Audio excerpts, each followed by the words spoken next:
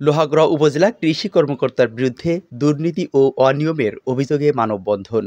মোহাম্মদ আজিজুল বিশ্বাসের পাঠানো প্রতিবেদনে থাকছে বিস্তারিত। নড়াইলের লোহাগড়া উপজেলা কৃষি কর্মকর্তার বিরুদ্ধে দুর্নীতি ও অনিয়মের অভিযোগ এনে মানববন্ধন অনুষ্ঠিত হয়েছে। রবিবার 29 ডিসেম্বর দুপুরে লোহাগড়া উপজেলা কৃষি কর্মকর্তা ফারজানা আক্তারের বিরুদ্ধে ঘণ্টাব্যাপী এই মানববন্ধন অনুষ্ঠিত হয়েছে।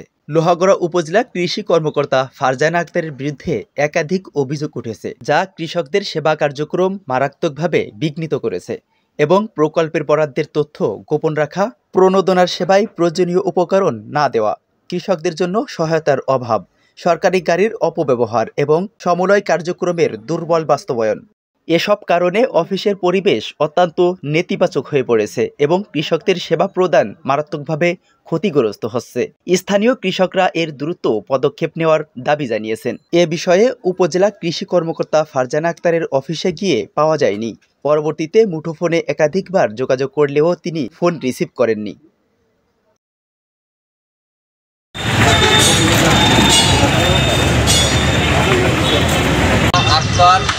উপজেলা কৃষি অফিসার এনার বিভিন্ন দুর্নীতি অনিয়ম, কৃষক বঞ্চিত হচ্ছে অনেক সেবার থেকে, বিভিন্ন অনুদান, বিভিন্ন বরাদ্দ, এর থেকে কৃষক সঠিকভাবে কৃষকের ন্যায্য পাচ্ছে না, যার কারণে লোহাগড়া পরিষদের কৃষি কর্মকর্তা ওনার দুর্নীতি এবং কৃষি সম্পত্তি হাতছাড়া হয়ে যাচ্ছে।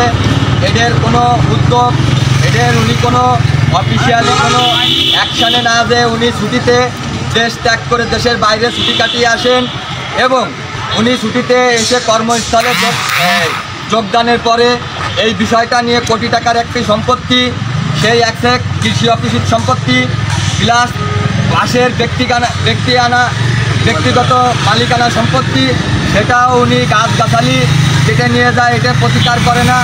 উনি ওনার জায়গায় কোনো বাউন্ডারি নির্মাণ করতে পারে না, ওনার কৃষি অফিসের জায়গা দখল করে নিয়ে যায়, উনি সেটার কোনো করতে পারে না। উনি দীর্ঘদিন যাবৎ লোহাগড়া উপজেলা কৃষি অফিসার হিসেবে উনি দায়িত্বরত।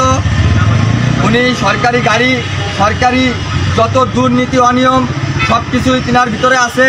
আপনারা মিডিয়ার মাধ্যমে আমরা এটা বলতে চাই, জানাতে চাই, লোহাগড়াবাসী কৃষক ওনার থেকে সব কিছু থেকে বঞ্চিত হচ্ছে। উনি প্রদর্শনী, বীজ, কৃষকের কোনো সহযোগিতা এইগুলো ওনার থেকে আসে না। উনি কাউকে এটার আর কি একটা কৃষক সে প্রণোদনার যে পরিমাণ প্রণোদনা সরকার দিচ্ছে উনি পাচ্ছে না। উনি বাংলাদেশ আওয়ামী লীগের আমল থেকে এইগুলো করে আসতেছে।